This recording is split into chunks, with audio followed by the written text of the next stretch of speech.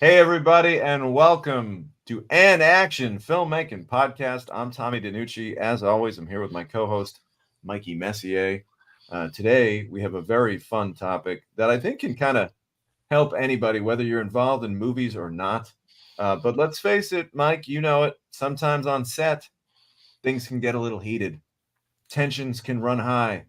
And if you're not careful, you're liable to say or do something that you might regret later on because you're angry. So today, we're going to talk all about anger management and how to control those emotions and make sure you don't get yourself in a situation that you're going to feel, maybe I should have held back a little bit. Tommy, this topic, when you started introducing it, it immediately makes me think of that famous Christian Bale audio from maybe 10 or 12 years ago. From Yeah. maybe it was from The Fighter or one of the Batman movies when he kind of lost his temper on a crew member and went a little temporarily insane, as they say. And he's a great actor, and look, we all have our moments, right? But I mean, this episode I think will be really good because I struggle with this, not just in movies but sometimes in just traffic and everyday life situations, buddy. So I think we can explore this and maybe come out the other side of it a little less angry, a little less aggressive, more understanding to the human condition. Who knows? We'll see. We're going to try and be a little bit relaxed. We're going to relax a little bit. We're going to talk about what it is that, triggers us into these rages and how we can kind of control it. But before we get into that, Mike, I heard that you lost your phone last week, which is just the shits. I mean, let me tell you, there is probably in 2024, losing your phone, it's like losing your whole existence for a little bit of time because everything we do is kind of filtered into that phone, emails, social media, text. So being without a phone for a week, whew, what was that like? Well, it's actually, I impressed myself more than I thought I would because there's a few places in this town that I can drive to now where I've actually memorized the traffic, so I wasn't as dependent on GPS for certain basic locations, movie theaters and coffee houses that I go to and so forth. So I did okay with that. And then but yeah, there's a lot of things, buddy, like I haven't been able to listen to the podcast while driving. All the apps, we've become so app dependent for discounts and customer bonus points and all that fun stuff that I like to partake in, and just getting my movie tickets and everything else, buddy. And just communication. I've been out of the loop with yourself and a few other good friends. And so hopefully today this phone arrives. It might come during the process of the show, in which case I'll have to take a quick break because I think I actually have to sign for this thing. Here's a quick tip, Well, buddy. we've been missing you on the text chains, and we're glad to have you back. So if you got a dip during the show, folks at home understand that Mike's got a phone on the way. Yeah, yeah. I did have a false alarm, buddy. I actually got a new phone on Friday. I actually purchased a 2G network phone, so they still sell those. I didn't even look to see. I assumed it was a 4G or 5G, but if you go on Amazon, you have You to. got hoodwinked.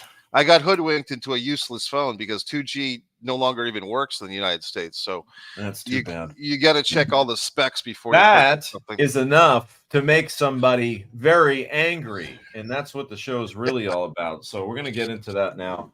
Mike, I thought that this was a fun topic because I've definitely gotten better at this over the years.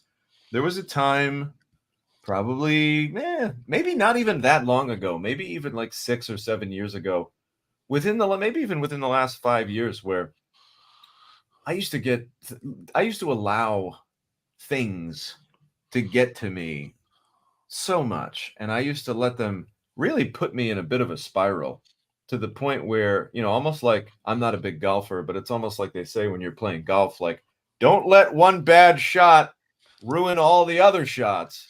And Right. sometimes I'd get myself so angry that I'd find myself, I hit one bad shot. Now I'm shanking everything because I'm pissed. I'm on tilt. I'm in a bad mood. Suddenly, even the littlest things that you'd normally maybe just brush off are infuriating you.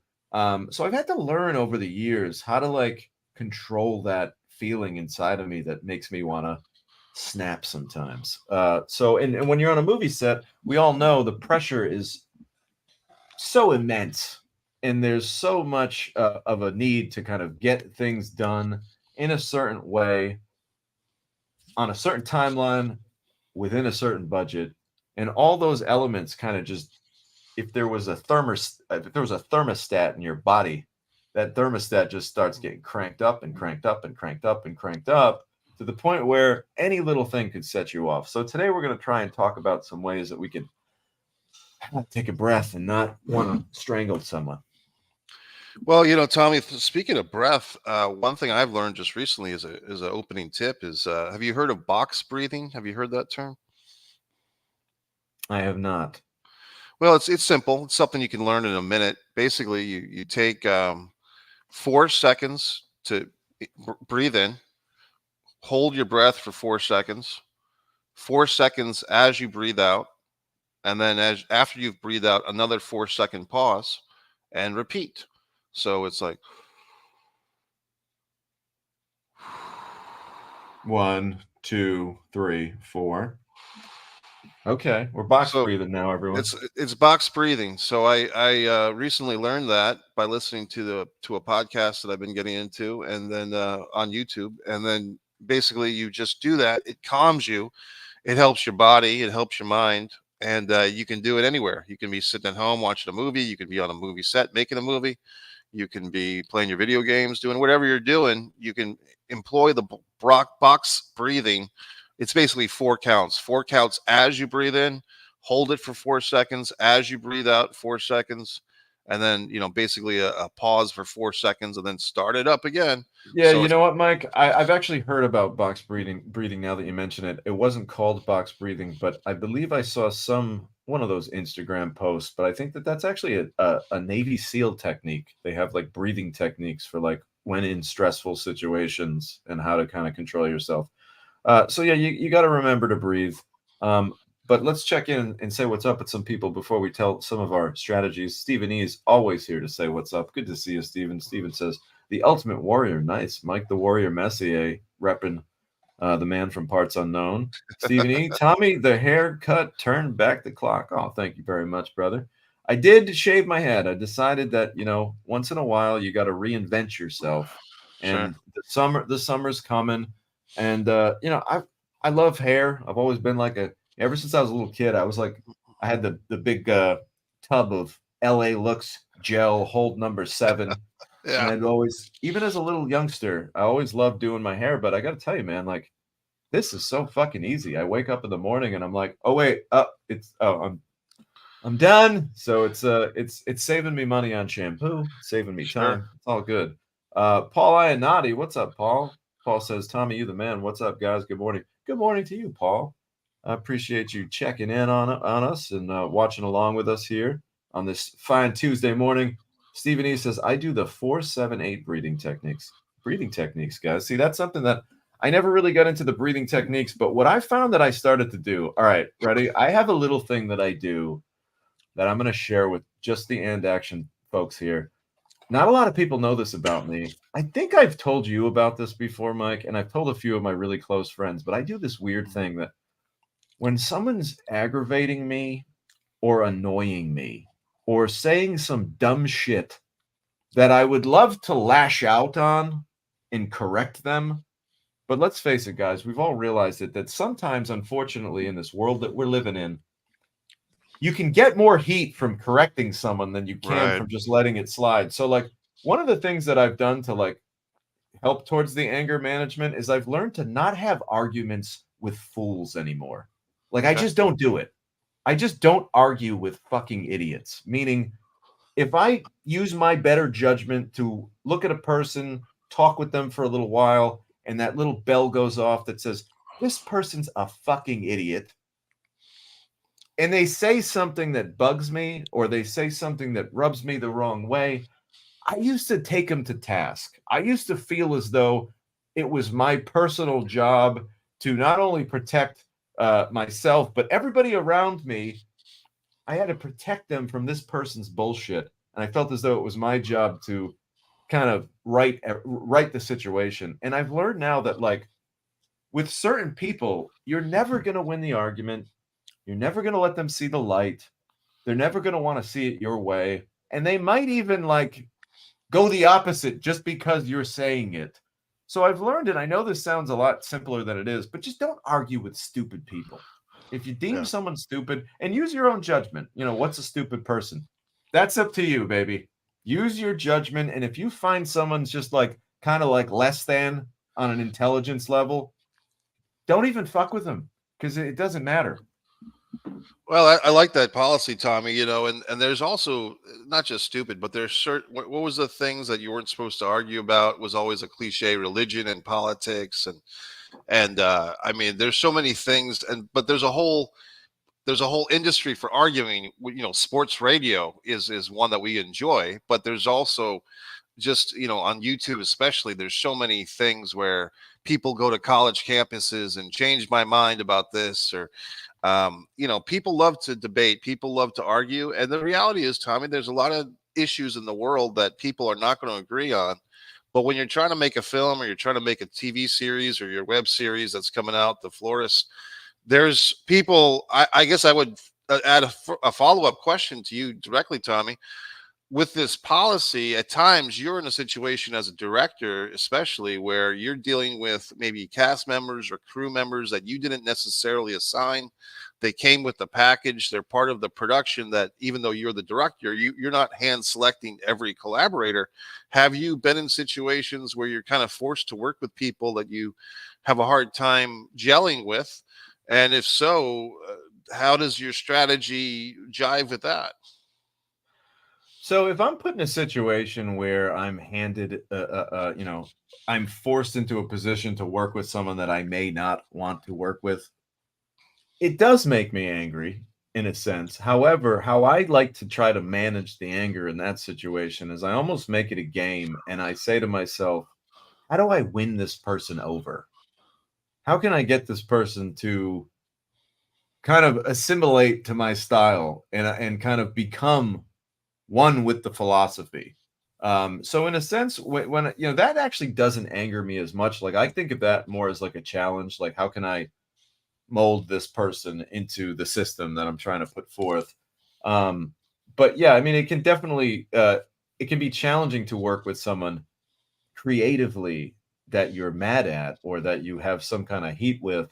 And that's why, again, I find that just kind of telling myself, like, okay, I don't really agree with this person. In my mind, I think they're stupid. I'll just come out and say it.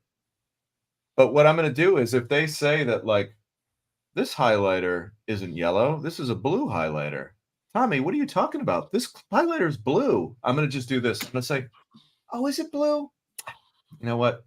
Silly me. It's blue. Okay. All right. Let's move on. Like, I'm not going to fucking argue with it anymore. That's kind of my point. Like, I would have sat there for 20 minutes explaining to you that this is clearly a yellow highlighter. Whereas now I've realized I just lost 20 minutes of my life trying Right. to explain something to a complete fuck. So now I just, yeah, yeah, sure. You know what? The highlighter's any color you like. Let's move on. Yeah, I mean, it's tough, man. I mean, I've been in those situations too, and here's a nuanced thing. I think a lot of times for me, anger on a film set or a movie set can come from a feeling of disregard or disrespect, and I think sometimes there's these little, and maybe things have gotten better post pandemic, maybe they haven't, Tommy. But I remember a lot of times I was frustrated on film sets where there seemed to be this hierarchy between the director and the producer, and then the low level actors, like the background actors, and then the Day star players. actors, the day players. It seemed like almost like a schoolyard thing, and sometimes the industry reinforces that, where you have things like the non-union actors get this sloppy joe set up, and then the union actors get this refined meal with all the accompaniments. And it seemed like sometimes the film, or even signing paperwork, there's a union line, a non-union line, and yes, there's a reason for all that stuff. But sometimes it feels, Tommy, if I'm not mistaken, that the film industry kind of reinforced that caste system and that feeling of divisiveness. Do you have any thoughts on that?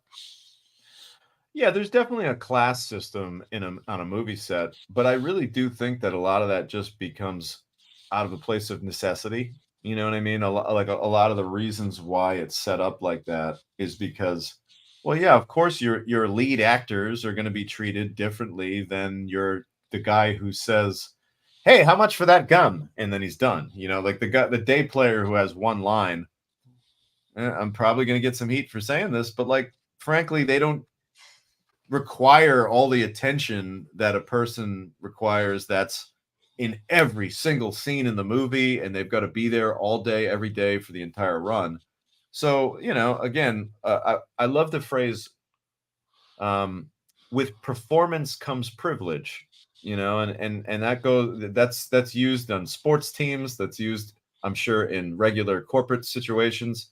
But if you've got a player that's really going to do a lot of great things for your team, in this case being a movie, yeah, they're going to get some extra privileges. And I think that a lot of that comes with, and all these phrases are becoming unpopular as time goes on.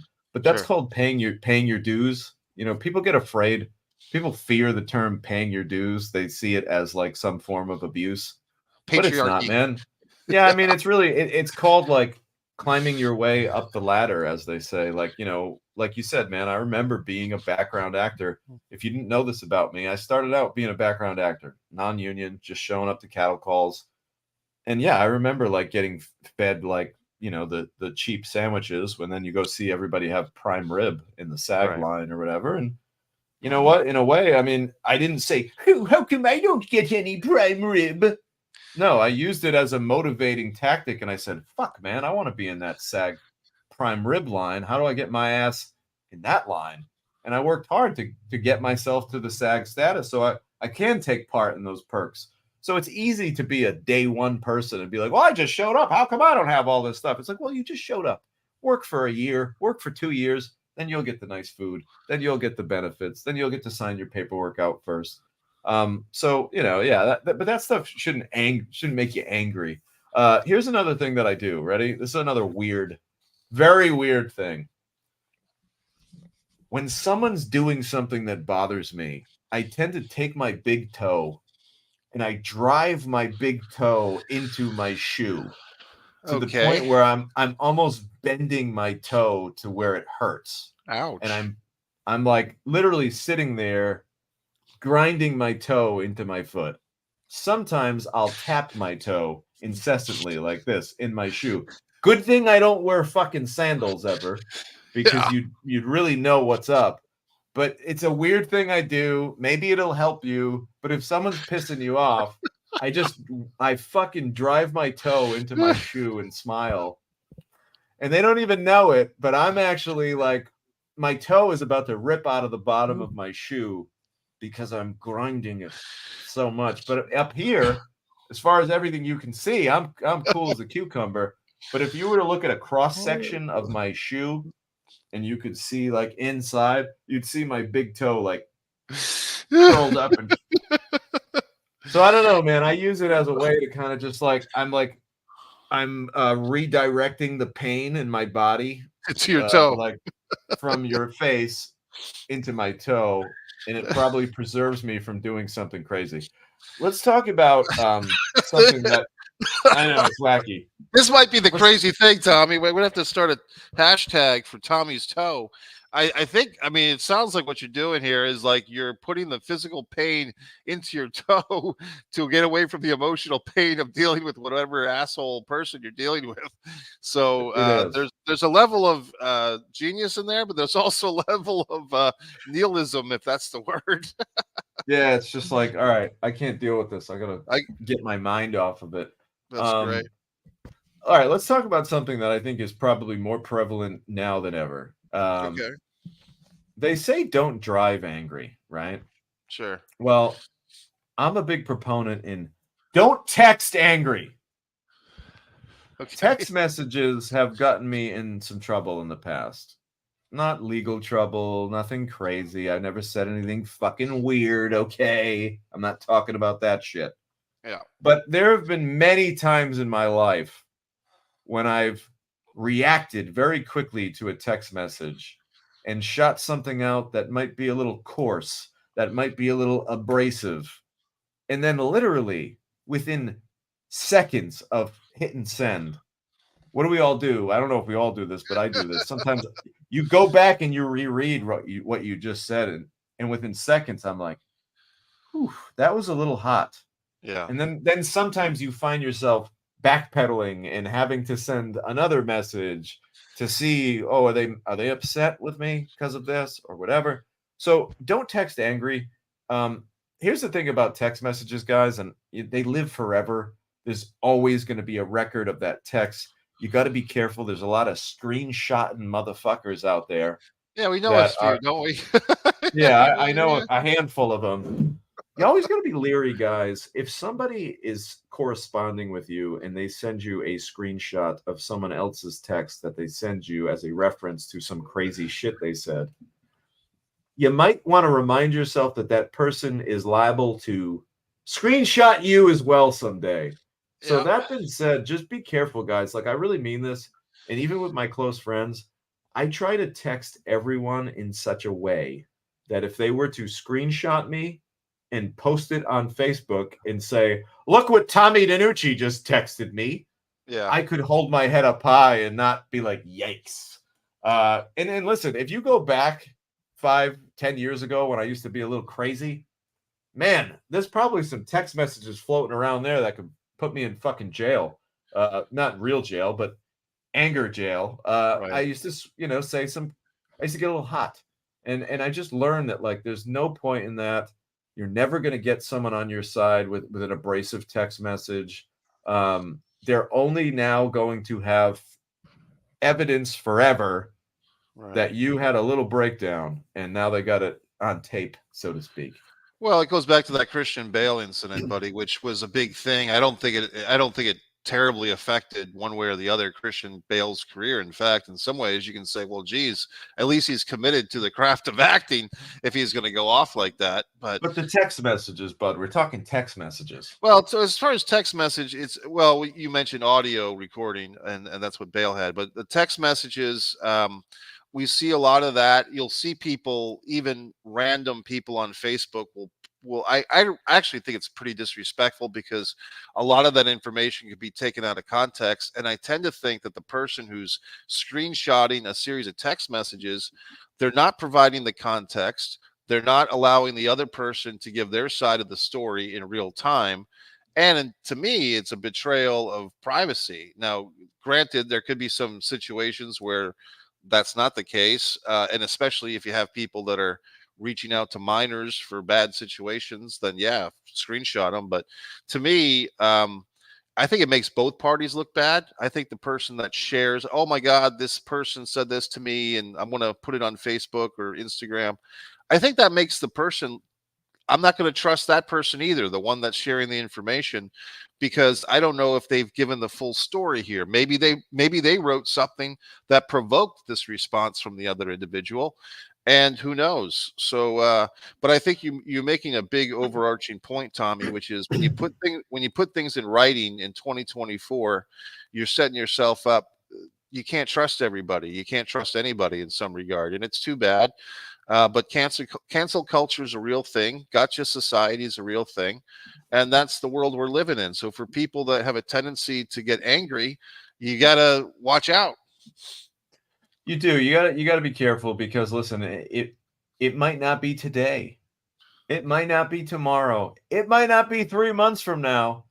But these text messages, they're there forever, man. Like, if someone's pissed at you a year from now, they could dig some shit up and be like, "Oh, remember he said this?"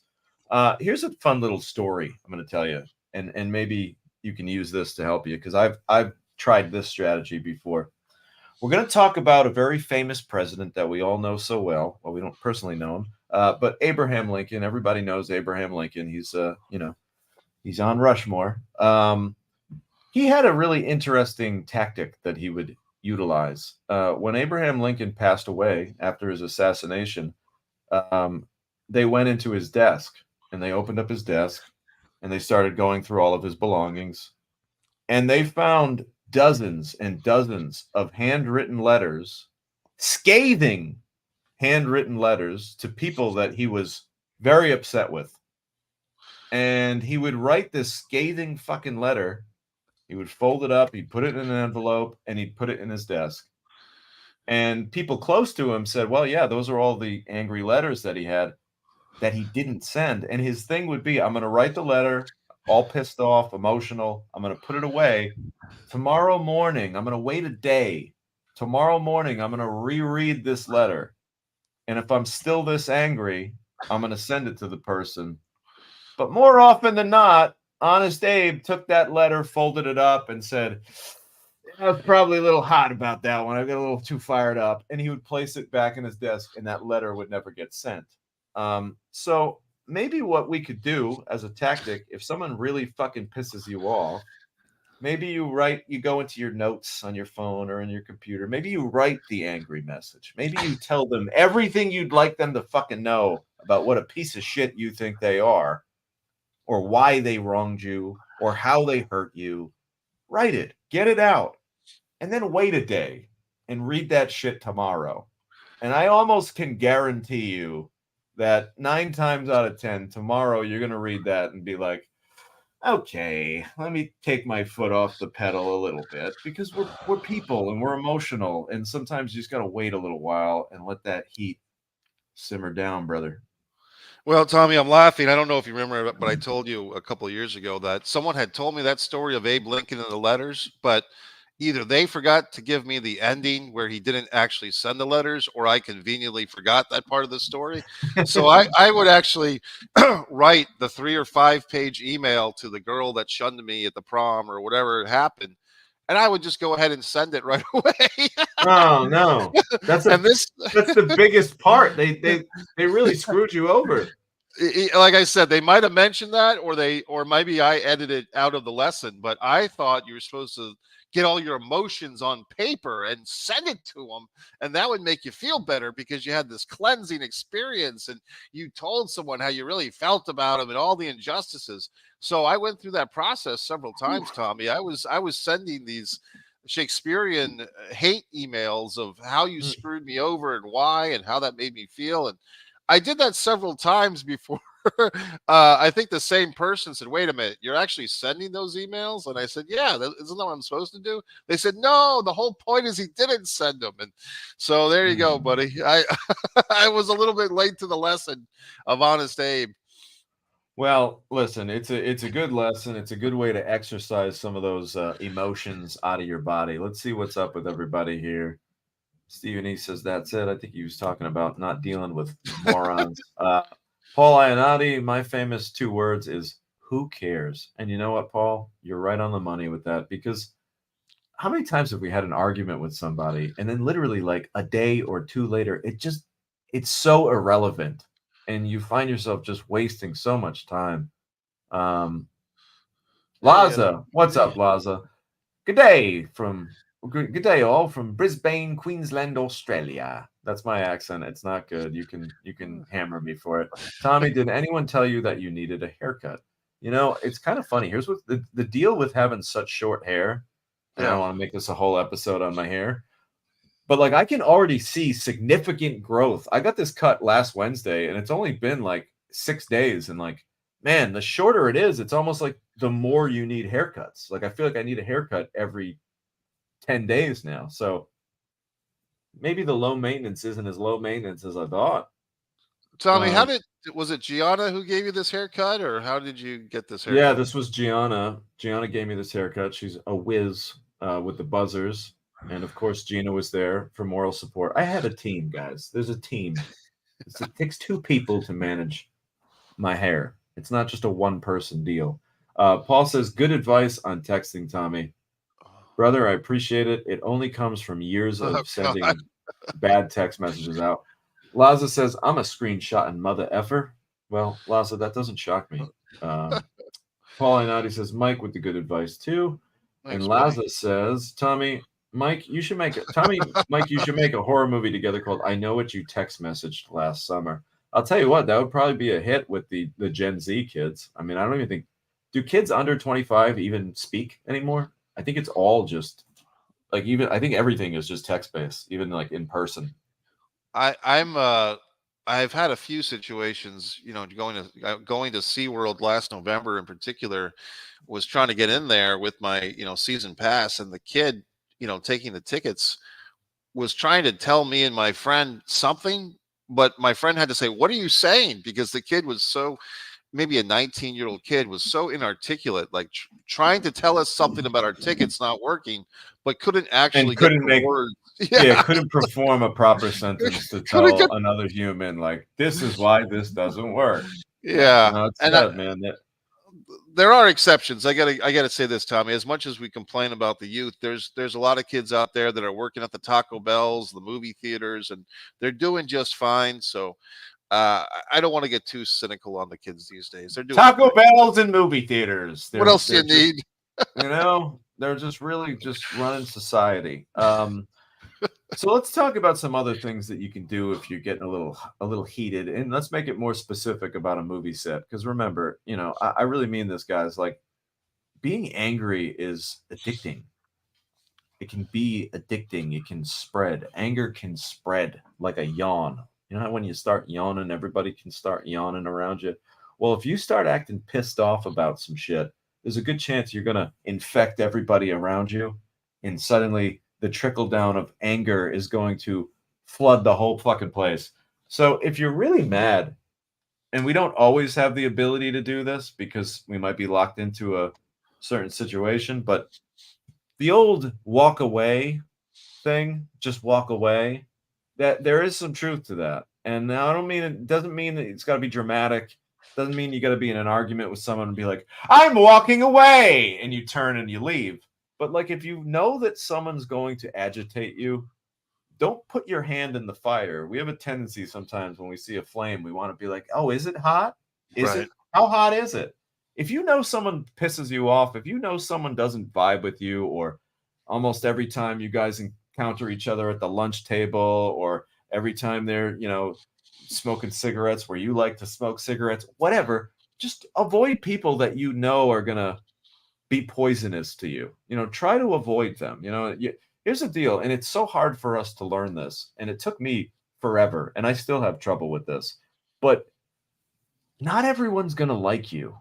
And it really sucks, and I wish it wasn't the case, but like sometimes people just like Japanese fighting fish, you put them in the same tank, one of them's going to eat the other one before the end of the day. And they just don't vibe, and it's awful and it sucks. But that's also part of being an adult. Like you just got to understand that, like, all right, these are my people. These aren't my people. Stick around your people. And if you can't, like I said, sometimes it's a work situation where it's unavoidable. You can't get away from them. Try to check out mentally. Get away from them mentally, meaning don't register that the things are getting you angry, because if you register that something is making you upset, agitated, angry, frustrated, people are terrible. If someone knows something pisses you off, they might actually want to do it just to get the rise out of you. And like what Mike's doing, press that button. So that's why, like, sometimes, in the wrestling business, to use a wrestling term that Lazo will get all excited and Stephen E will get excited about, don't sell it. right. The idea of selling, meaning like reacting to something. Well, if someone's, making you angry, don't sell it, because that's going to make the other person want to poke you even more.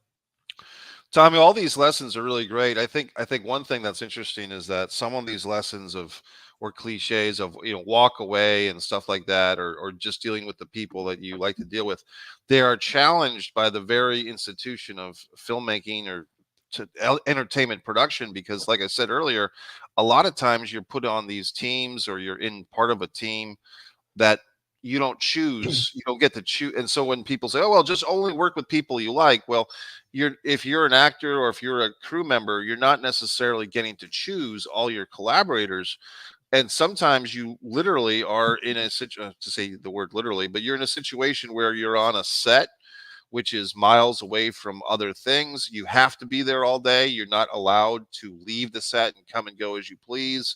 Some of these answers of like, give yourself physical space from the person that you're not getting along with, those can be a challenge because a lot of times you can't, and I've seen situations and I've been in situations, Tommy, where there might be another cast member or another crew member, or I see. I remember we were doing the Disregard the Vampire piece where there was some people that didn't get along with each other, and here I am trying to direct this movie, and it's also trying to navigate that there are crew members that are butting heads. So some of this stuff is a challenge, and film specific, like you said earlier, Tommy, the whether it's $100,000 budget or a $10 budget or $1 million budget, there are going to be conflicts, and there's going to be the human factor, the human element, and that all this stuff can be a challenge. And I think people just have to do the best they can. And in a way, Tommy, that's why when a film is made, I'm always impressed, even if I don't like the particular film. If someone went out there, they had a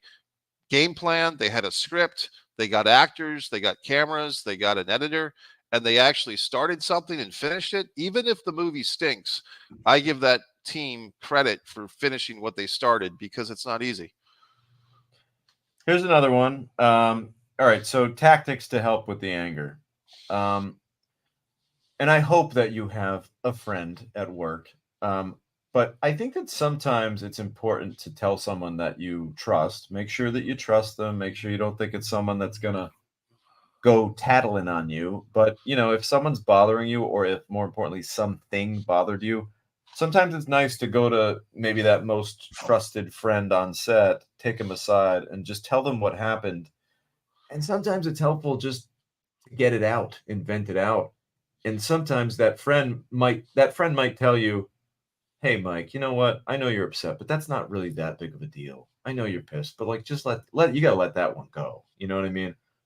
And sometimes just hearing that from someone that you trust, that's a friendly, that's enough to make you breathe and be like, all right, he's right. This isn't that big of a deal. So I guess what I'm saying is don't keep it pent up. If you can kind of get some of that out and have someone else, bounce it back to you and be like, "Oh, yeah, Tommy, it's not that big of a deal. Hey, I know you're upset because so and so was late, but they were only 10 minutes late, and hair and makeup wasn't even ready for them by the time they showed up, so we didn't end up losing anything. Let that one go." Sometimes we need a friend or a trustworthy person that we trust. Well, obviously we trust them if they're trustworthy, but we just need that extra voice to reassure us that, all right, don't fucking lose your shit over this, okay? It's not worth it. Tommy, as you were talking, for some reason, my mind kind of floated, and I wouldn't mind doing this as a topic for a future episode, but communication is such a big thing, and the failure of communication affected a film set, I think, in November of 2022. And it's a sad case, the Rust case, where unfortunately the director of photography was accidentally killed. And someone, the armorer, I believe, is actually going to jail because of that, because she did not properly have the bullets were not blanks, they were real bullets. And of course, the famous actor Alec Baldwin, he's going to go to trial too. And so when I think of anger, Tommy, that carelessness is kind of part of that. There's so many things that can go in there where if people aren't doing their jobs and if they don't take the things responsibility seriously, we're talking life and death at some point in some of these situations. So people have to really have their shit together. And I would not mind if we did an episode on set safety again and talked about the Rust situation, because I think it is important and it's a sad situation.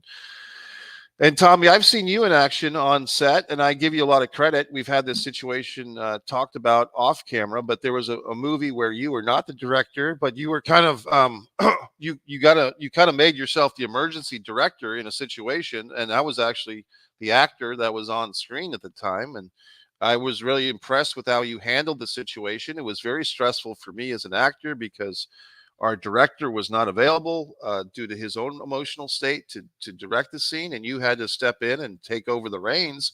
And you were very zen-like in your approach to a scene that was a tense scene. It was actually an assault scene of acting, and I thought you did a great job.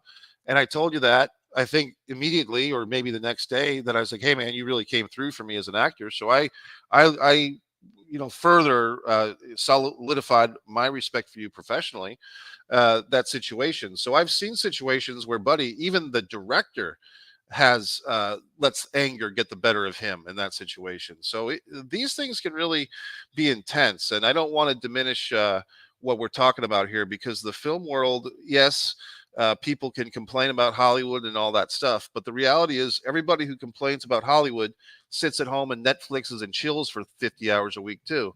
So this stuff is still important, even though people can disregard it. Yeah, and I think another thing to talk about, back to your communication point, is if something does make you upset that a person's doing, then I think, like an adult, you have to, it's kind of your job to take them aside and let them know, like, "Hey, man," or "Hey, pal," "Hey, whatever. When you are late to set, it really upsets me." Or when you are whatever, when you don't call set, let me say you're the camera operator. If you don't say set when you're set, I don't know when you're ready, and it makes me look like an idiot, and I'm just standing here waiting around. You got to say set. My point is, if something bothers you, you kind of do have to calmly communicate that to the person, because there is the other side of it where maybe they don't know that it bothers you. You know what I mean? Like sometimes, like, person, it might even be like something as simple as like, oh, this guy calls me a chummy name that I don't like, and it pisses me off. And every time he calls me that, it pisses me off. Well, you know what? It's kind of up to you to respectfully tell them, like, hey, could you not call me Big Jim anymore? Just call me Tom. Whatever it is. You know what I mean? Like, so as adults, I think we do need to kind of, I'm not talking about drawing a line in the sand or any cowboy shit like that, but if something's bothering you before it becomes a thing, let the person know that you don't really like that. And I think that that's your responsibility to, again, manage anger, because it's almost like, what do they say? Like, sometimes fire prevention is what it's all about. It's not about firefighting, it's about fire prevention and doing the things that we can do to make sure fires don't start before they even have to. Yeah, Tommy, I remember I was an extra on a Richard Gere movie, Jason Alexander, and it was filmed in Woonsocket. It was called Hotchkiss or Hachiko. It was about the dog and his master. Directed by Lassie Hallstrom, very famous director who directed What's Eating Gilbert Grape. Yep. Well, the person that earned my respect on that set, buddy, was actually the first AD. And this was 15 years ago, and I'm still thinking about it. The first assistant director, I never knew his name, but he had this very zen like calming presence. And he did his job so well. And there was even a person who literally snuck onto set and tried to sneak in to be a background actor just because this person from Woonsocket wanted to see what a movie was like. And they were lying and basically saying that they were a hired background actor and they weren't. And this first AD clearly saw through this bullshit and handled it so well and didn't make a big scene, didn't humiliate the person. It was obvious they were lying. It was obvious they just wanted to be involved, but he handled it very professionally and but did not waver and did not waste a lot of time. And Tommy, it's interesting that even 15 years later, I can still remember whoever that first AD was a real pro. And talk about a pressure spot. The first assistant director to me is the bad cop on a movie set, and that's a really tough job. And talk about where if you have someone who has an anger problem, you don't want them to be a first AD, I would say. No, I've dealt with some first ADs that most definitely have anger management issues, and it is tough. You do want a cool hand Luke type mentality when you're the first AD.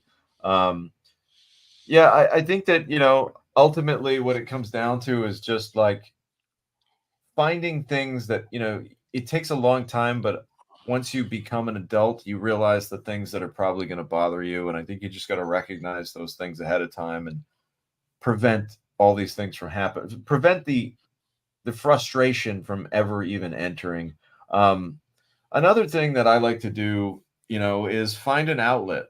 You got to find something that, if I'm really upset about something on set, for example, I'll find something that I can look forward to later to kind of let that out, whether it is, okay, well, things are a little crazy on set. I want to flip out at the entire world today. However, I know that as soon as I wrap, I'm going to go to that restaurant I like with my friends and we're going to get some food, or I'm going to play my video games, or that podcast came out that I really like, or my favorite show's on tonight. I'm going to watch that. Or listen, I'm not condoning drugs and alcohol, but I'm going to have a cocktail when I get out of set tonight. I'm after work. I'm going to have a nice drink. I'm going to calm down, or I'm going to, I'm going to light that joint up. I got a joint in my glove box right now with my name on it. And as soon as we wrap, I'm going to spark that thing up and suddenly everything's going to be a lot more relaxed. And listen, again, let's talk about marijuana for a second. I have found that there have been many times in my life when I've been really upset about something and I smoked a little pot. And literally after like 2 hits, I'll say to myself, man, that really wasn't all it was cracked up to be as far as getting that upset. Like I probably didn't need to get that upset. And again, I'm not saying you need to drug yourself to come to that realization. All I'm saying is like sometimes maybe it's just a piece of cheesecake, but like sometimes finding things that you like that you can kind of put your mind in. All right, I know I'm upset now, but later I'm going to be doing that thing I like and calming down, and maybe none of this shit will be bothering me anymore. That can sometimes help get you through it. A friend of mine used to console me and say, "Have a cookie," like because I do like cookies, and like I mean, I remember, Tommy, and you've heard this sob story, that I was actually brought into something to be a volunteer first assistant director on a music video. I was not happy about it. I did not enjoy the process. I did not get along with the director, uh, and I felt like he wasn't listening to me and my concerns for safety. And it was a big, horrible mess. And a friend of mine who I brought into the project as an actor, used that line on me, "Have a cookie," because he knew that I was not having a good day. And that's the other thing, Tom. Sometimes we just have to learn through experience. I think that society maybe is steering away from that, unfortunately. Sometimes it's okay to get your fingernails dirty and your hair wet, or take some bumps, take some pratfalls, because how are you going to learn in real world experience, especially in the movie world? You can't live with helicopter parents protecting you from every windstorm. You have to go out there and take some hits and have some bad experiences, and learn and grow. And the iron strengthens iron and all those cliches, but it's true. You have to get out there and learn this stuff sometimes. You do, and ultimately, don't be upset. What are you upset for? Here's the thing too. I think that you got to think of it almost like throughout the course of a movie set, like being angry. If you're angry or if you find yourself in bad moods, try not to bring yesterday's bullshit into today. Think of everything like a batting average. A baseball player could go 0 for 4 one night, right? They didn't get a hit. They struck out a couple times. But the next night they could go 4 for 4. They could get 4 hits, and suddenly like that made up for yesterday. Yesterday wasn't so bad because you get yourself 4 hits today. So it's kind of like just try to like start over the next day. Don't bring that negativity onto set. We just talked about it last week or a couple weeks ago. I had a dust up with Peter Green. My Peter Green dust up situation. The next day, I went to set with a smile on my face, and me and Peter were busting balls and smoking cigarettes, and everything was fine. Had I came in with an attitude and acting like the Incredible Sulk, not to be confused with the Incredible Hulk, but the Incredible Sulk, if I'm just kind of like angry, sad, angry, now that shit's coming in, it's carrying over into the next day, and now you get a real problem. So if there is a flare up, try to just keep it isolated to that day, move on, don't bring it into the next day. All right, guys, I think that kind of wraps it up for anger management. I think the overall, if we could kind of highlight it, remember, don't argue with people that you don't think you're ever going to be able to change. There's no sense in that. Be careful what you text, because that shit lives forever, and you might not mean it tomorrow. You might not mean what you said in 5 minutes. So Right. just chill with the text messages. Obviously, same goes for emails. Don't be writing any long diatribes to people. And just remember that, tomorrow it's all going to be fine. Everything's going to be fine tomorrow. So, like, you might be upset today, but the sun's going to rise tomorrow and all this bullshit's going to sort itself out eventually. What was that song? The song, "The Sun Will Come Out Tomorrow." Was that from Annie? Annie the musical? That's right, baby. Annie knew what was up. She was pissed off. Annie could have easily gotten fucking angry and killed every last one of those fuckers in the orphanage, and she didn't. She kept her shit controlled, and she knew that the sun would come out tomorrow. Is it going to come up? I think it's going to come up tomorrow. Real quick, guys, before I go, my new web series, The Florist, which I'm really excited about, is coming out next week. Next week, we're going to be talking all about The Florist. We're going to be telling you where you can get it, how you can get it. It's a little unique, guys. I'm putting this show out on my Patreon channel. It's a Patreon page, which is basically a kind of a tailor-made custom platform for creators who can really just put their content directly out. I don't got to worry about some big old mean, angry sales distribution guy in a shirt and tie taking all my money, okay? Because I've put a lot of movies out in the past. And guys, the distributors, they're there with their hands ready to take that money and put it in their pocket. Patreon allows the creatives to kind of put their product right out to the market. And the only challenge is it requires an extra step. You got to go on Patreon and you've got to make an account. Now, listen, if you've got an email address, it's the same thing as creating, signing up for Gmail. They're going to ask you your name. You're going to give them an email. You're going to set a password and you're in. So it's free. It doesn't cost anything to sign up. And you can actually subscribe to my page for free. And then when The Florist comes out next week, it'll be available on my store to download for $1.99, $2, guys. You can't even buy a cup of coffee for $2 anymore. So it's very affordable, and I can't wait to tell you all about it next week. Hey, Tommy, before next week, I did have a question about The Florist. Is that a 4-episode series, 6 episodes? This one is episode? a pilot episode. It's Okay. Your standard 24-minute episode, kind of like you'd be watching a sitcom. Okay, and maybe to jump ahead a little bit next week, but is the idea, if the feedback is positive for the pilot episode, is this a project you'd like to pursue into a series or what? Mike, we're gonna save it for next week, brother. Gee whiz. We're gonna get into it all next week on And Action. I'm gonna tell you my whole plans for The Florist, and I can't wait because a lot of great actors, and we've talked about a lot of them on the show before.